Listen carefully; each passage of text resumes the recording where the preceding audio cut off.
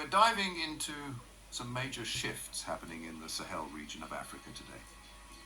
Specifically, let's talk about Niger, where recent protests have led to a significant geopolitical shake-up.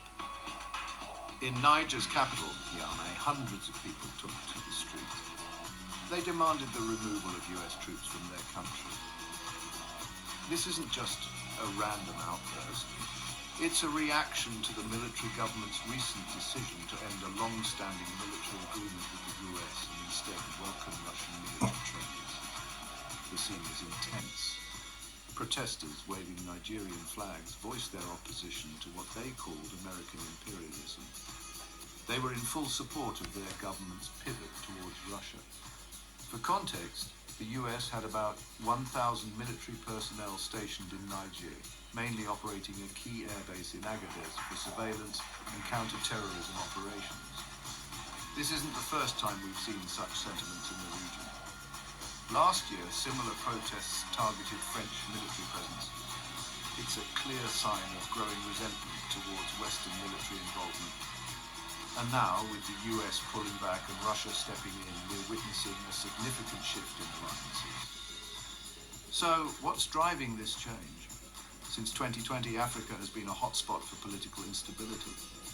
Coups, weakening democracies, and a surge in violent extremism, particularly in the Sahel and West Africa, have created a volatile environment.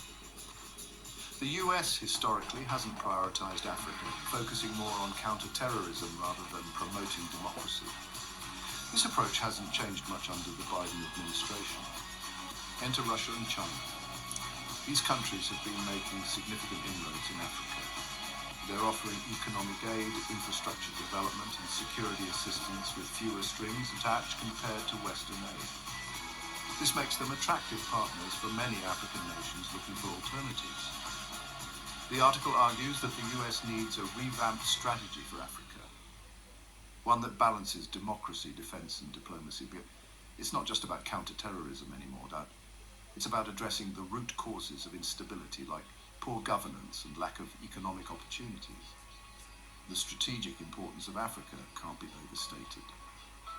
With its projected population growth and economic potential, the continent is poised to play a significant role in the global landscape.